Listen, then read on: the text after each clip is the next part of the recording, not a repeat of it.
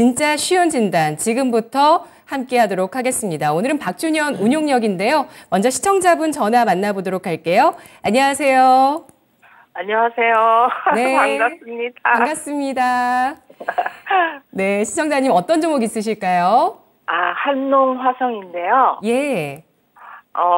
지난주에 네.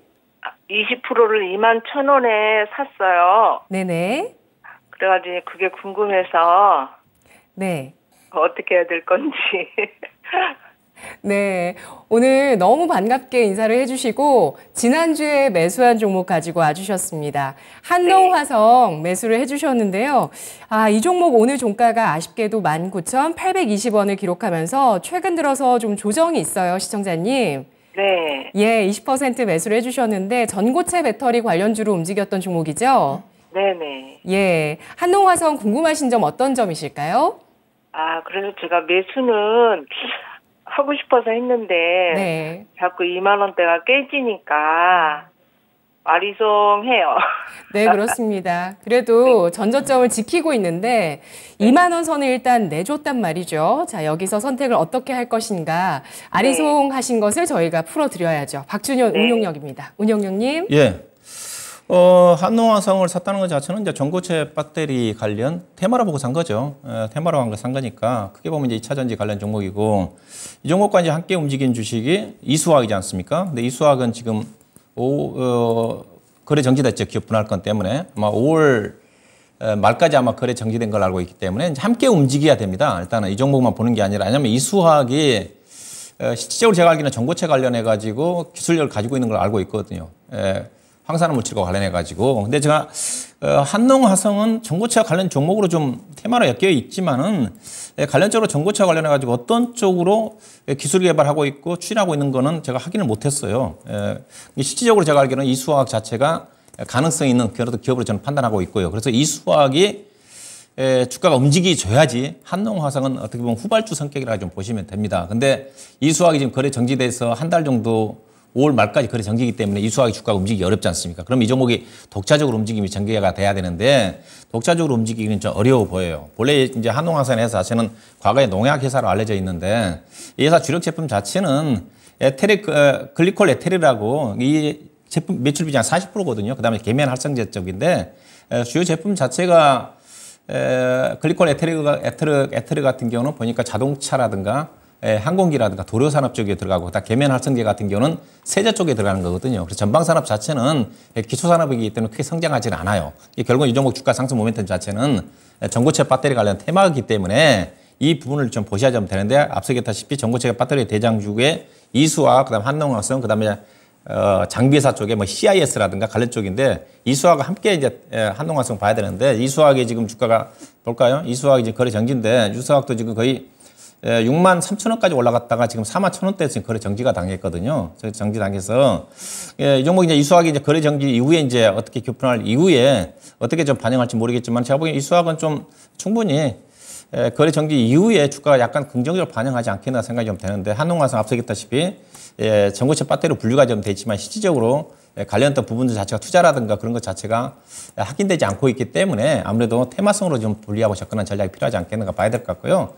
일단은 차트로 좀 본다면 그렇게 나쁘지가 않아요. 주가는 이미 좀 우리 시청자님 약간 높게 사셔가지고 약간 좀 5% 정도 언제로 손실이잖아요. 최근에 아마 2차전지 관련 종목들 대체적으로 보면 평균적으로 보면 20% 정도 좀 떨어졌거든요. 일부 종목 같은 경우는 30% 정도 언제로 좀 떨어졌기 때문에 이 종목 같은 경우도 보시게 되면 32,000원대에서 31,850원대에서 우리 시청자 21,000원대 정도 사셨는데 아주 높게 생각 아니에요. 그래서 충분히 손실은 안 보고 나올 수는 있을 것 같습니다.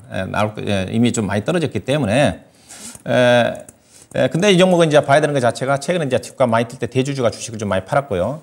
뭐 검색해보면 나와 있고. 그 다음에 이제 2차 전지를 중심으로 관련 종목도 이제 신용 물량 부분을 좀 보셔야 좀 되는데 이 종목도 신용이 보시게 되게 되면 115만 주대에서 지금 60만 주로 줄어들었어요. 그래서 이 종목도 신용 때문에 주가가 빠질 부분은 없는 것 같아요. 충분히 줄어들었어요. 반통도 줄어들었기 때문에 신용융자 잔고 비율 자체가 7.4%에서 지금 4% 정도까지 떨어졌기 때문에 이것 때문에 주가 좀 떨어져가지고 악성 매물 때문에 주가 계속 흘러내린다. 그럴 가능성은 많지 않아 보여요. 자, 그래서 일단은 충분히 주가가 좀 하락했기 때문에 기술적인 반등은 가능하지 않겠는가. 차트로 본다 한다면 일단 18,000원대가 상당히 중요한 부분입니다.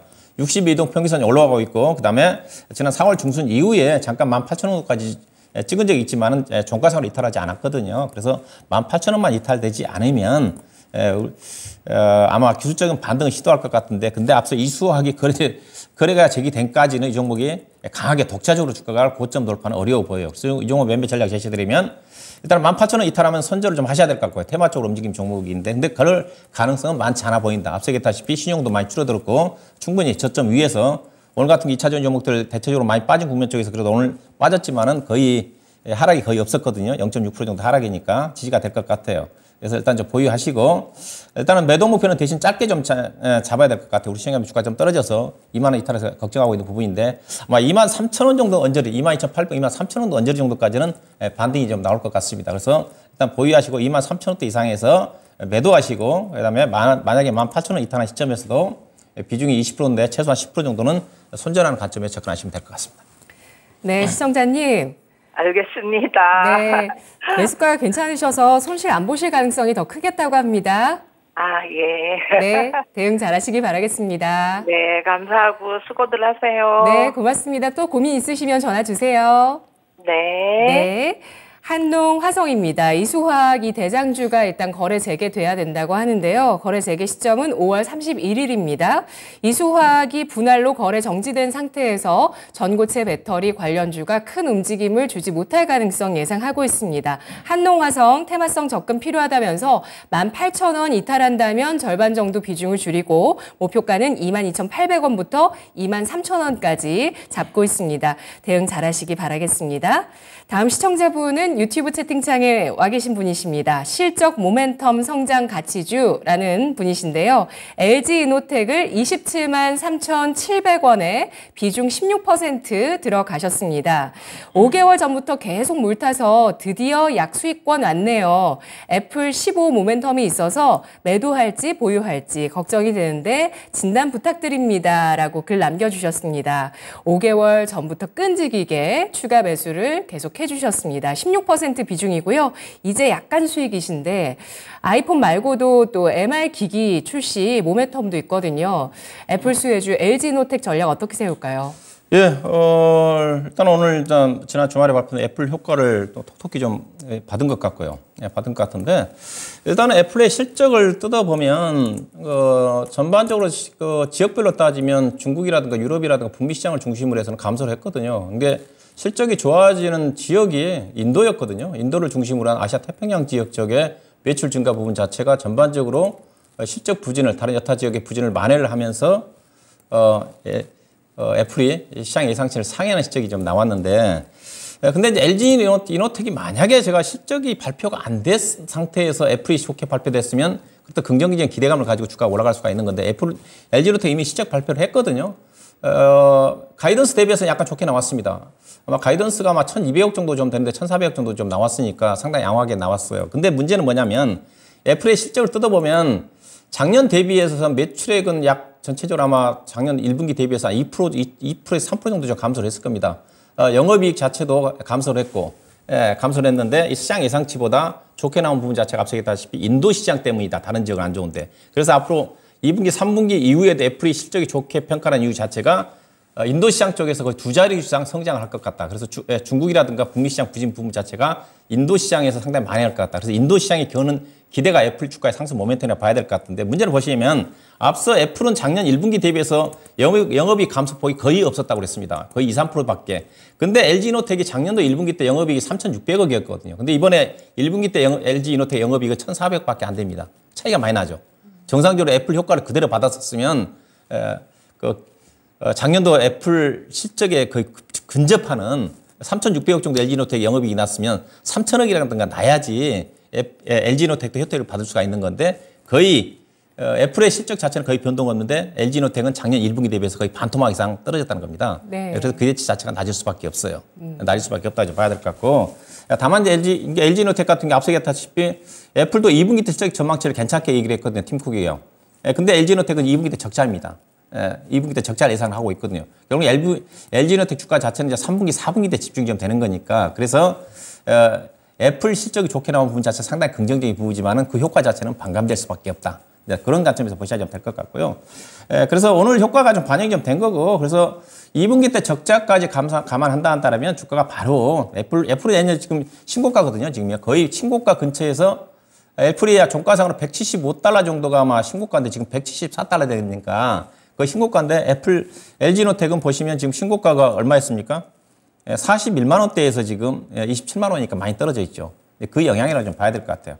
그래서 애플이 실적이 좋게 나온 것 자체는 영업이익률이 별로 떨어지지가 않았더라고요. 근데 LG노텍가 많이 떨어졌다는 측면에서 일단은 주가 상승 부분 자체는 이제 바닥은 확인이 좀 된 것 같지만 의미 있게 당장 올라가기는 어려워 보인다. 일단 기술적으로는 아무래도 2분기 때 부분 자체가 적자까지 나는 그런 부분들을 고려해 본다면 결국 본격적인 상승 부분 자체는 LG노텍의 성숙에 해당되는 3분기, 4분기 정도가 주가가 이제 상승할 수 있는 그런 모멘텀을 작용하지 않겠습니까? 왜냐하면 대부분 IT 업종, 삼성전자라든지 SK 하이닉스 같은 경우도 3분기, 4분기 이후에 지금 좋아질 거라 기대감이지 않습니까? 그걸 감안하면 LG노텍도 3분기, 4분기 다른 IT 업종에 영향을 좀 받아서 그때 주가가 고점 돌파하는 흐름으로 전개되지 않게 돼. 현재는 29만 원 정도 언저리, 지난 2월 중순 정도에 형성됐던 가격대 29만 2천 원이거든요. 29만 원 정도 올라가면 단기적으로 아마 차익 실현하는 매매는 가능할 것 같고, 다만 장기 투자하신 부분 자체는 LG이노텍만큼 주가 싼 주식이기 때문에 계속적으로 IT 업종 중에서는 여전히 삼성전자, 개인적으로 삼성전자, SK 하이닉스보다는 LG이노텍의 주가 상승력이 훨씬 높지 않겠는가. 중장기적으로 접근하신 분들은 연말까지 35만 원 이상까지 가져가도 더 되지 않겠는가. 그렇게 좀 말씀 좀 드리도록 하겠습니다. 네, 알겠습니다. 이번 1분기, 지난 1분기의 실적 같은 경우는 일단 LG노텍이 먼저 실적을 발표하고 애플이 후에 발표를 했습니다. 애플 쪽에서 실적이 호조를 나타냈었던 인도 시장에 거는 기대가 주가에 반영되고 있지만 LG이노텍 같은 경우는 1분기 실적을 비교했을 때 똑같이 인도 시장에 기대를 걸기에는 불확실성이 많이 있다라는 판단을 하고 있는데요. 이에 따라서 2분기 LG이노텍 적자까지도 거쳐야 하기 때문에 현재 단기적으로 목표가는 29만 원 선으로 설정을 하고요. 연말까지 중장기 보유하시는 분들은 35만 원 이상까지 목표 주가 제시한다는 점 체크하시기 바라겠습니다. 다음 시청자분 전화 받아볼게요. 안녕하세요. 여보세요? 네, 시청자님. 예, 안녕하세요. 안녕하세요. 어떤 종목 있으실까요? SK요. SK 매수가 비중 얼마십니까? 21만 원이고요. 35%. 예. 21만 원에 35%요? 예. 예, 어떻게 이 종목 매수를 하셨어요? 배당 보고 들었다가 장기 투자로 돌렸는데 계속 하락을 하니까 이걸 어떻게 들고 가야 될지 몰라서요. 네, SK 배당 투자를 하시고 나름대로 또 배당 받으시고 나서는 만족이 있으셨던 것 같아요. 이번에 배당은 그렇게 많이 안 주더라고요. 작년보다. 네. 네. 작년부터 그러면 재작년 정도부터 투자를 하신 건가요? 예, 작년 예. 하반기부터. 네. 네, 작년 하반기부터 투자를 하셨고 배당을 예. 바라보셨는데 배당도 생각보다 많이 주질 않았고 또 주가 역시도 하락을 하고 있다는 점 걱정을 하고 계시는데요. 단기에 정리를 하고 싶으신 건가요? 아니요, 계속 한 2, 3년 장기적으로 가지고 갈 생각인데 네. 앞으로 주가가 어떻게 될지 궁금하기도 하고요. 예, 알겠습니다. 2, 3년 정도 보유 관점에서 배당주 투자를 하고 싶으신 거죠? 예. 예, SK 배당주 투자로 적절한지 알아보겠습니다. 운용령님. 네. 배당주, 글쎄, 본래 SK가 본래 배당을 많이 줬어요. 거의 7,500원, 8,000원까지 줬는데 아마 작년도에는 아마 3,500원대로 많이 줄어들었을 겁니다. 아무래도 핵심 회사인 SK 하이닉스도 실적이 안 좋고 올해 전망치 자체가 불투명하니까 여기다가 SK 이노베이션도 작년도 실적이 좀 안 좋았죠. 그러다 보니까 그 영향권 때문에 아마 배당이 작년도는 아마 3,500원도 배당을 좀 한 걸로 알고 있어요. 현재 16만 원 기준에서 보면 배당 수준을 따지면 2% 정도 언저리 정도 좀 되는 거니까. 일단은 SK의 주가는 결국은 뭐 지주회사 성격이니까 핵심 SK의 이 자회사들 대부분 아마 지분이 평균 30%에서 40%일 겁니다.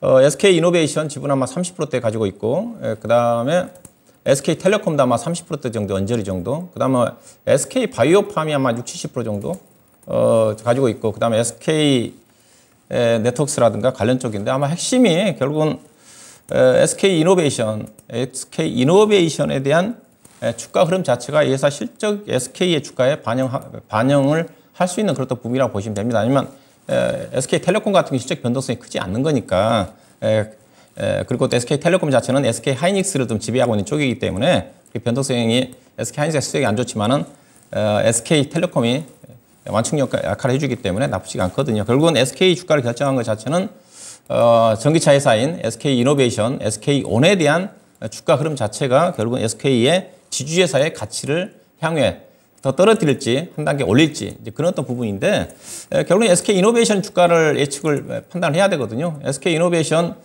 이제 SK온에 대한 최근에 이제 실적을 보게 되면 시장 예상치를 SK이노베이션이 예상치를 상회한 실적이 좀 났어요. 다만 이제 보면 이제 전기차 SK온과 관련해 가지고 전기차 사업 쪽과 관련된 SK온이 아마 적자가 아마 3,400억 정도 났을 겁니다. 1분기 때 적자가 났는데 근데 이제 오늘 이제 주가가 올라간 이유 자체가 뜯어보면 그렇게 나쁘지가 않은 실적이었거든요. 매출액은 아마 3조 4천억 정도 전기차 쪽에 1분기 때 나온 걸로 알고 있고, 인플레이션 감축법과 관련해가지고 900억 정도가 1분기 때 반영을 안 시켰다 그래요. 그 다음에 2분기 때도 인플레이션 감축법과 관련해가지고 2,3천억, 2,500억 정도를 플러스 감안한다면 잘하면 SK온이 2분기 때 흑자 전환할 거다. 그래서 오늘 SK이노베이션 주가가 올라간 거거든요. 그러면 인플레이션 감축법의 수요를 받음에 따라 예상보다 빠르게 SK온이 흑자 전환을 할 수가 있거든요. 당초 예상했던 인플레이션 감축법이 적용되지 않을 때는 하반기 정도 가야지 3분기, 4분기 정도 가야지 흑자 전환하지 않겠는가 그래서 전망인데 좀 2분기 정도 앞당겼다는 거죠. 앞당겨질 가능성이 크다는 거죠. 그렇게 보면 SK이노베이션이 제가 보기엔 주가는 바닥 찍었어요. 오늘 주가가 3% 정도 올라와 있는데 SK이노베이션은 아마 어느 정도 안정적으로 우상향을 할 것 같습니다. 그러면 SK이노베이션의 주가 상승과 함께 SK 주가 자체도 지금 바닥권 지금 약간 지금 기지개를 켜고 있지 않습니까? 추가 상승이 가능해 보여요. 그래서 이 종목은 일단 배당을 떠나서 주가 자체도 충분히 16만 원대 정도에서는 저점이 좀 나왔다고 보시면 됩니다. 아마 SK이노베이션 저점이 나왔기 때문에. 그럼 우리 시청자님 지금 비중이 35% 정도 약간 좀 많은 편이기는 한데 뭐 충분히 추가한 배수도 뭐 가능하지 않겠는가. 40% 정도까지 늘려도 될 것 같습니다. 일단은 16만 원 정도를 저점으로 좀 보시고 SK이노베이션이 현재 기술적으로 보게 되게 되면 21만 원대가 지금 저항인데 좀 우상향할 가능성이 크거든요. 그렇게 본다 한다면 SK온도 바닥을 좀 찍고 점진적으로 우상향을 하지 않겠는가. 일단은 20만 원 정도 언저리 정도까지는 목표를 좀 보시고 추가 매수를 해서 가지고 단가를 낮추는 전략 가능하지 않겠는가. 그렇게 좀 말씀 좀 드려야 될 것 같습니다. 네, 앞으로 2, 3년 정도 투자하는 것에 대해서는 배당을 받으면서 보유하는 것에 대해서는 어떻게 생각하실까요? 네, 그렇죠. 지주회사의 특징 자체가 뭐 무난하죠. 안정적이죠. 이 종목과 이제 비교할 수 있는 것 자체가 밸류 자체는 그렇게 아주 뭐 싼 쪽은 아니에요. 거의 지주회사 비슷합니다. LG하고 비교할 수가 있는 거니까 LG도 LG화학 2차전지 핵심 자회사를 거느리고 있기 때문에 현재 보면 아마 PR로 따지면 SK가 PR이 아마 5배 정도 좀 될 거예요. LG가 좀 괜찮아서 PR 7배입니다. 충분히 SK는 LG에 비해서 20% 정도 할인을 좀 받아야 되는 거니까 그래서 LG 주가 자체도 싸지만 SK 주가 자체도 지주회사로 따지면 아주 뭐 저평가는 하지만 전반적으로 지주회사 고려한다 하더라도 주가 싸니까 주가는 하방은 충분히 좀 지지가 된다고 좀 봐요. 그리고 이 SK는 최태원 회장이 지분을 가장 많이 갖고 있거든요. 17%. 그렇기 때문에 뭐 집중적으로 자회사 관리를 통해 주가 관리도 최근에 아마 작년도에 아마 많지는 않지만 자사주 소각도 했을 겁니다. 소각도 했기 때문에 충분히 관리 좀 가능하지 않겠나 해서 추가 매수하시고 20만 원 정도까지 보유하시면 될 것 같습니다. 네, 시청자님. 예. 예, 20만 원까지 보유하시면서 20만 원이 오면 다시 한번 생각해 보시면 좋을 것 같아요. 예. 네, 더 궁금하신 점 있으실까요? 아니요. 네, 고맙습니다. 예, 고맙습니다. 예, SK이노베이션의 가치가 지주사 SK의 가치를 결정할 것으로 전망합니다. 1분기 SK이노베이션의 어닝 서프라이즈, 이에 따라서 SK온이 2분기에 적자를 많이 줄이고 흑자 전환까지도 가능할 것이라는 전망 나오고 있는데요. 지주사 SK도 16만 원 선 저점으로 판단을 하면서 추가 매수 그리고 20만 원 목표가 제시했습니다. 다음 시청자분 만나보도록 할게요. 다음 분은 유튜브 채팅창에 강병옥님께서 영화테크를 11,400 22,400원에 매수하셨다고 알려주셨습니다. 영화테크를 10% 갖고 계시는데요. 손절해야 할지 가져갈지 진단 부탁합니다. 라고 글 남겨주셨는데요. 오늘 종가 기준으로 약간 손실이시거든요. 손실이 크진 않으신데 지금 손절할지 말지 고민을 하시네요. 운용령님. 예, 뭐 영화테크는 뭐 자동차 부품 쪽이지만은 자동차 전장 부품과 관련된 전기차로 좀 엮여 있는 관련된 종목들이에요. 종목입니다. 대부분 이제 뭐 자동차 관련 부품 종목들이 최근 들어서 이제 부품적으로 좀 전기차 관련된 쪽에 엮이면서 흐름 자체가 좀 나쁘지가 않은데 일단 영화테크도 그런 또 부분이라 좀 보시면 될 것 같습니다. 현재 시가총액이 1,200억짜리 회사니까 주가 자체는 그렇게 나쁜 회사는 아니에요. 다만 이제 매출액 자체가 보시다시피 크지는 않습니다. 300억, 400억 정도 좀 되는 거니까 일반적으로 자동차 현대차 쪽, 기아차 쪽에 주력하고 있는 자동차 부품에서 대표적인 회사들 성우 하이텍이라든가 화신이라든가 SL이라든가 관련 종목들 보면 매출액 2조 원, 3조 원 가까이가 되는데 이 회사는 매출액 자체는 많지가 않다. 네, 그렇게 좀 보시면 될 것 같고요. 그래서 좀 중소형 회사지만 또 부채 비율 자체가 40%대 회사이기 때문에 재무 내용 자체는 상당히 알짜 회사라 좀 보시면 됩니다. 근데 이제 다른 2차전지랑 다른 재료가 엮이지 않는 한 주가가 앞서 매출액 자체가 거의 정체지 않습니까? 안정성은 있어요. 뭐 다른 자동차 부품 회사들이 대체적으로 부채 비율이 상당히 높은 게 많거든요. 근데 이 종목은 앞서 매출액 부분 자체가 크지 않기 때문에 주가에 하방도 지지가 좀 되겠지만은 강한 모멘텀이 부각되지 않는 한 주가의 윗방향도 제한적이지 않겠는가 일단 그렇게 좀 보시면 될 것 같고요. 일단 주가는 저점은 좀 나왔다고 좀 보시면 될 것 같아요. 일단은 11,000원대 정도에서 최근에 잠깐 좀 이탈을 했지만은 대체로 1,800원대가 좀 저점인 것 같고 오늘 약간 음보기 좀 나왔지만은 약간 눌림목 조정으로 좀 보시면 될 것 같고요. 일단 이 종목은 1,800원은 이탈할 가능성이 많지 않아 보이고요. 일단은 기술적으로 본다면 12,000원 정도, 500원 정도까지는 상승 여력은 있지 않겠는가. 현재 10% 정도 좀 되는데 약간 좀 추가적으로 좀 내려온다 한다면 저점이 1,800원 이탈할 것 같지는 않거든요. 11,000원 정도 언저리를 저점을 좀 보시고 12,500원 정도에서 트레이딩 관점에서 시장 여건이 안 좋으니까 그 관점에서 대응하시면 되지 않겠는가. 그렇게 보시면 될 것 같습니다. 네, 목표가는 12,500원 설정해 주시고요. 영화테크였습니다. 지금 시가총액 1,200억 원대 자동차 부품주인데요. 그래도 다른 자동차 부품주들 가운데 재무 구조가 불안한 기업들도 있는데 이 기업은 안정적이라는 평가를 받았습니다. 다만 매출이 정체돼 있어서 강한 모멘텀이 없다면 상승은 제한적일 것이라고 보고 있습니다. 저점은 1,800원 선으로 판단을 하고 있고요. 목표가는 12,500원 선 제시했습니다. 다음 시청자분 진단 이어갈게요. 전화 만나보겠습니다. 안녕하세요. 안녕하십니까. 수고 많으십니다. 네, 반갑습니다. 시청자님. 네네. 네, 어떤 종목 있으실까요? 세아베스틸 지주고요. 예. 24,500원에 30%예요. 24,500원에 30% 비중이십니다. 네네. 네, 한 자릿수 손실이세요? 오늘 많이 내려가지고서 이게 어떻게 되는지 궁금해가지고 목표가도 그렇고 손절가도 그렇고 잘 몰라가지고 전문가님한테 여쭤보려고 이렇게 전화를 드렸습니다. 네, 전화 잘 주셨습니다. 어제까지만 해도 수익 구간으로 넘어가셨는데 다시 네. 한번 오늘 6% 하락으로 손실 구간입니다. 네. 자, 전략 저희가 지금부터 세워드릴게요, 시청자님. 네네. 네, 운용령님. 네, 이 종목 실적 발표한 건 알고 계시죠? 네? 실적 발표한 건 알고 계시죠? 1분기. 네네. 네. 실적 좋게 나왔잖아요. 그렇죠? 여보세요? 예, 실적 좋게 나왔잖아요. 예예예. 예, 실적 상당히 서프라이즈하게 나왔어요. 철강 회사 중에서.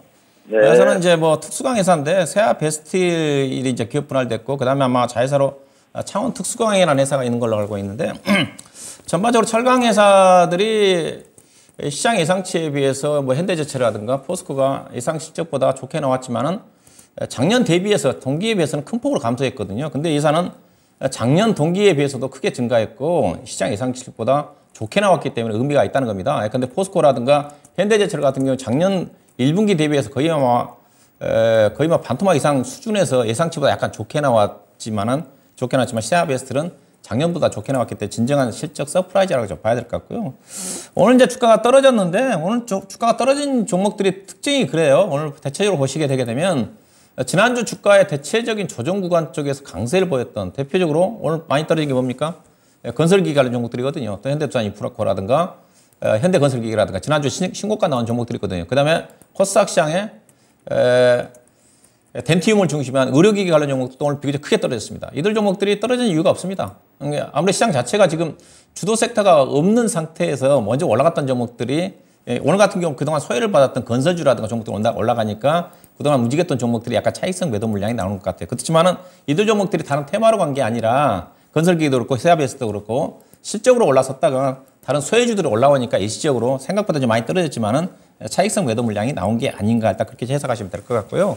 그래서 세아베스는 일단은 올해 아마 실적은 최대치적 나올 것 같아요. 지금 영업이익 전망이 이제 기업 분할된 걸 감안한다 하더라도 올해 영업이 2,245억이거든요. 작년도에 1,279억 나왔지 않습니까? 거의 더블이에요. 근데 앞서 이제 철강회사들, 포스코는 최근 들어서 뭐 2차 전지로 움직임이 전개되고 있지만은 포스코 같은 경우 작년도와 작년도 올해 감소입니다.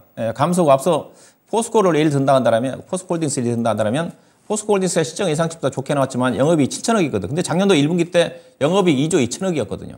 예.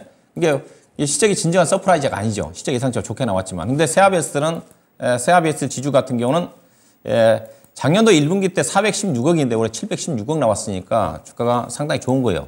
이게 철강업황 자체가. 그래서 주가는 안 떨어지는 거 걱정하실 거 없을 것 같고요. 24,500원. 조금 뭐 오늘 주가 좀 빠져서 약간 손실 구간인데 주가는 뭐 걱정 안 하셔도 될 것 같습니다. 뭐 주가가 22,000원 아래로 내려갈 가능성이 많지 않아 보여요. 또 이 종목이 아마 상당히 고배당주 성격이죠, 대표적으로. 아마 작년도에 1,200원 배당을 했는데 올해는 아마 더 하겠죠. 작년도에 단기 수익 910억대, 작년도에 1,200원 했는데 올해는 작년보다 이익이 거의 100% 가까이 증가되니까 아마 배당금도 아마 1,500원 정도까지 늘어나지 않겠는가. 그런 관점에서 중장기 투자도 가능하다 보시면 좀 될 것 같고요. 비중이 30%니까 뭐 추가 매수는 하지 마시고요.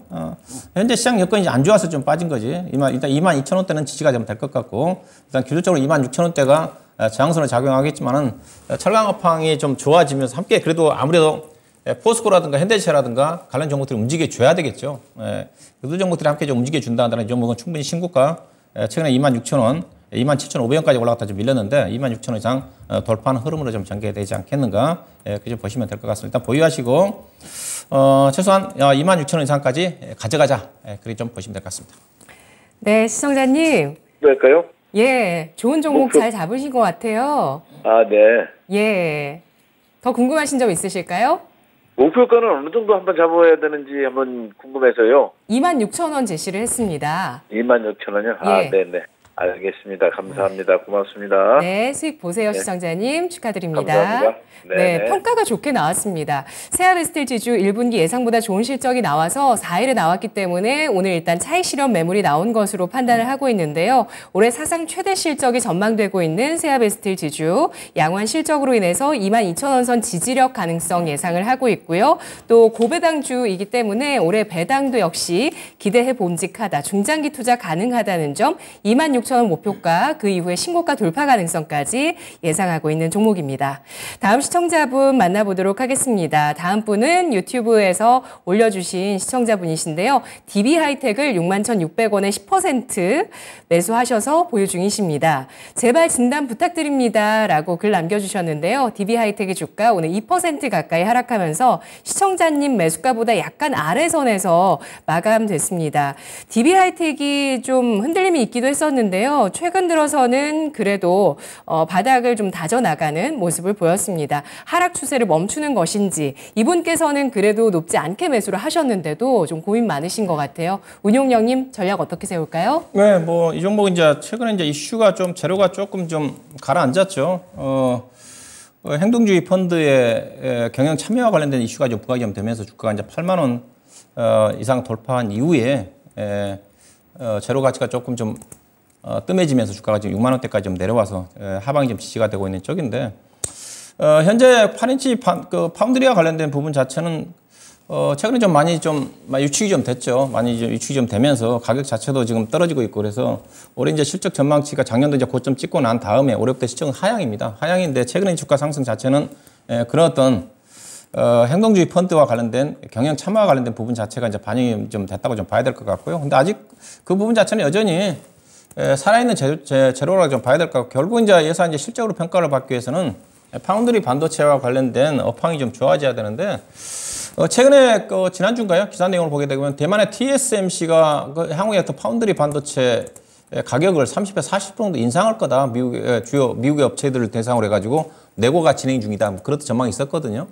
그래서 그와 관련해서 영향을 받는다 한다면 DB 하이텍도 긍정적으로 좀 영향을 좀 미치지 않겠는가 좀 그렇게 좀 보셔야 될 것 같고요. 그래서 현재 주가 자체는 다른 반도체 근데 삼성전자, SK 하이닉스 같은 경우 특히 SK 하이닉스 같은 경우는 대규모 적자에도 불구하고 실적 하반기 턴 올라가면서 기대감 때문에 올라가잖아요. 근데 이 종목은 지금 그 정도까지 아니라는 거죠. 작년도에 7,700억 정도 영업이익인데 올해 반도체판이 안 좋아진다 한다 하더라도 4천억대 정도 영업을 예상하고 있고 내년도도 거의 4천억 가까이 영업을 예상하고 있기 때문에 이 회사 실적 자체는 반도체판이 안 좋아진다 한다 하더라도 과거처럼 회사가 뭐 적자가 난다든가 그런 회사는 아니기 때문에 충분히 주가는 하방은 지지가 좀 된다. 그렇게 좀 보셔야 좀 될 것 같고요. 회사가 현재 지금 주당 BPS가 45,000원짜리 주식입니다. 45,000원짜리 주식이고 충분히 현재 주가 자체는 이제 8만 원대에서 주가 좀 많이 내려왔기 때문에 6만 원대 정도는 현재로 봐서는 현재 지지하는 흐름으로 전개되지 않겠습니까? 그러니까 내려온다 한다 하더라도 지금 62동 평균선이 지금 6만 7천 원대까지 올라와 있거든요. 6만 7천 원이 아니라 6만 7천 원, 5만 7천 원. 5만 7천 원. 그러면 살짝 만약 시장이 안 좋아진다 한다면 최악에 5만 8천 원대까지 내려올 수가 있을 것 같은데 현재로 봐서는 6만 원대 정도가 지지가 되는 흐름으로 좀 작용할 것 같고요. 다만 주가 자체 차트를 보시다시피 지금 여기에 지금 7만 5천 원대에서 매물층이 엄청나게 지금 포진되어 있습니다. 여기는 또 다른 업황이 좋아진다든가 또 행동주의 펀드와 관련해 가지고 경영 참여와 관련된 강한 모멘텀이 부각되지 않는 한 7만 6천 원 돌파도 쉽지 않다고 봐야 되겠죠. 그래서 이 종목 매매 전략은 일단은 6만 1천 원대 정도 현재 주가 수준 자체는 충분히 저점이 형성이 좀 됐을 가능성이 크고 7만 5천 원 정도에 올라간다 한다면 적극적으로 차익 실현하는 관점에서 접근할 필요가 있지 않겠는가 그렇게 좀 말씀 좀 드려야 될 것 같습니다. 네. 최근 들어서 행동주의 펀드의 영향력으로 인해서 주가 흔들림이 있었는데요. 다만 6만 원 선의 지지력을 예상하고 있습니다. 파운드리 업황 관련해서 TSMC 쪽에서 파운드리 가격 인상 소식이 나오고 있는데요. DB 하이텍 주가에 보탬이 될 수 있다고는 보고 있습니다. 다만 매물대가 층층이 쌓여 있어서 7만 5천 원의 목표 주가 제시하고요. 6만 원의 지지력 예상하고 있습니다. 다음 시청자분 만나보도록 하겠습니다. 유튜브 채팅창에 갑돌이님 와 계시는데요. 스튜디오 드래곤 84,000원에 12% 정말 힘든 종목입니다. 추가 매수를 해야 할지 부탁드려요 라고 하셨는데요. 오늘 종가가 4% 넘게 빠지면서 64,900원에 마감됐습니다. 이분께서 손실이 꽤나 깊으세요. 한 20-30% 정도 손실을 갖고 계시는데 보유하시면서 애를 많이 먹으신 것 같아요. 추가 매수 지금 가능할까요? 안 됩니다. 제가 그 스튜디오 드래곤은 2년, 3년 전부터 8만 원대 주가 못 간다고 얘기했던 주식이거든요. 근데 2년, 3년 대도 주가가 차트를 보시다시피 잠깐 뭐 9만 원 정도 올라가지만은 방이 좋을 때 지금도 예사 주가가 싸지가 않아요. 근데 예사가 실적이 좋게 나왔습니다. 실적이 발표한 지 좀 됐거든요. 실적이 좋게 나왔음에도 불구하고 주가가 떨어지잖아요. 216억 나왔는데 영업이익 아마 거의 예상치에 비해서 약간 상회를 했을 거예요. 작년도 1분기 때 183억인데 181억인데 216억 나왔는데 실적이 좋게 나왔음에도 불구하고 주가가 계속 흘러나오고 있고 이 회사의 모회사인 CJ E&M 같은 경우는 또 대규모 적자가 났거든요. CJ E&M은 오늘 거의 신저가까지 나왔는데 예산은 500억대 정도 적자가 났거든요. 그러니까 CJ 그룹이 기본적으로 지금 멘터 관련 종목들은 전반적으로 지금 하이브를 중심으로 해가지고 YG라든가 종목들은 실적이 계속 지금 우상향하고 있지 않습니까? 네. 예, 근데 CJ E&M이라든가 스튜디오 드래곤 같은 게 약간 좀 다른 부분도 있겠지만 멘터 관련 쪽에 나빠질 이유가 없거든요. 계속적으로 좋아져야 되는데 못 가고 있다는 거죠. 특히 CJ E&M의 핵심 CJ 그룹의 대표적인 회사도 또 대규모 적자가 난 걸 감안하면 그러면 CJ E&M 주가는 희망이 제가 보기엔 별로 안 보여요. 주가 자체가 못 가는 이유 자체가 앞서 실적은 나쁘지가 않아 주가 떨어지는 자체가 예사가 지금 PER 기준으로 해서 올해 예상된 실적 자체가 작년보다 영업이익 증가되는데 885에 단기순 686억이거든요. PER이 30배입니다. 성장성이 과거에 상당히 뚜렷하게 가능성이 있을 때는 30배, 40배 같지만은 예사가 지금 3년, 4년 됐지만 거의 성장성 자체가 그렇게 크지가 않아요. 이익 자체가. 제한적인 성장입니다. 그렇기 때문에 실적이 조그맣게 부정적인 이슈가 되게 된다는 주가 자체가 비싸기 때문에 주가가 못 갈 수밖에 없어요. 그래서 추가 매수는 하지 마세요. 추가 매수는 하지 마시고 그렇다고 이 종목은 실적이 뭐 역성장한 건 아니니까 주가가 오늘 뭐 떨어진다고 그래가지고 계속적으로 하방이 흘러내릴 것 같지는 않아요. 주가 상승은 제한적입니다. 84,000원대는 아마 수익 내기 정말 힘들 거예요. 그래서 일단은 보유하시고요. 기술적으로는 일단은 75,000원, 6,000원 정도 이 정도까지는 반등이 가능할 것 같아요. 물론 예사가 이제 실적 자체는 기본적으로 꾸준히 좋아지니까 중장기적으로는 조금 우상을 할 겁니다. 그다음 왜냐하면 예사가 주가 차트를 보시게 되면 주봉으로 보시게 되게 되면 거의 8만 원대에서 2019년도 이후에 8만 원대에서 계속 지금 매물층이 엄청나게 쌓여 있거든요. 이 종목은 어떻게 보면 8만 원대 이상의 사서는 수익 내기 힘들어요. 네. 현재는 1분기 실적이 무난하게 나왔으니까 또 주가가 오늘 흘러내렸다 그래가지고 팔 필요는 없을 것 같고 다만 이제 CJ ENM이 계속 끌고 내려갈 수가 있거든요. 그래서 7만 원, 5천 원, 6천 원 정도를 반등 목표로 보시고 거기서 팔고 나오셔서 다른 종목으로 교체하는 전략이 필요하지 않겠는가 그렇게 좀 봐야 될 것 같습니다. 네, 스튜디오 드래곤 주가가 이렇게나 못 가는 이유는 CJ ENM 때문이라고 봐야 될까요? 일단은 뭐 CJ 그렇지는 않죠. 왜냐하면 CJ ENM이 스튜디오 드래곤을 지배를 하고 있으니까 이게 CJ ENM이 문제가 있는 거죠. 왜냐하면 CJ 스튜디오 드래곤은 좋아지고 있으니까. 네, 실적은 좋은데. 네, 근데 CJ ENM 자체가 기본적으로 저는 어떻게 보면 경영자의 문제가 있다고 봐요. 지금까지 CJ ENM 자체가 나빠지지 않고 자회사들 보시 CJ ENM의 전자공시 들어가 보게 되면 회사들이 엄청 많거든요. 해외 법인을 중심으로 해가지고 아마 40, 50개 가까이 될 겁니다. 이게 많이 늘려놨는데 지금 정도 늘려놨으면 그 자회사들 중에 몇 개 회사라도 좋아지면서 실적이 좋아져야 되는데 그게 아닌 것 같죠. 그래서 CJ ENM 저도 이번 실적을 보면서 참 충격을 받았는데 CJ ENM이 영업 적자가 500억이 나왔거든요. 503억이 나왔지 않습니까? 그래서요. 매출액은 작년과 거의 비슷하고. 그러면 모회사가 못 가면 스튜디오 드래곤은 뭐 자회사의 성격이기 때문에 큰 영향이 아니지만 그래도 모회사가 좋아져야지 스튜디오 드래곤도 좋아지면 더 좋아질 수가 있는 건데 그런 또 부분이라고 좀 보시면 될 것 같습니다. 그래서 스튜디오 드래곤은 7만 원 5천 원 정도를 반등 목표가 적정하다. 그렇게 봐야 될 것 같습니다.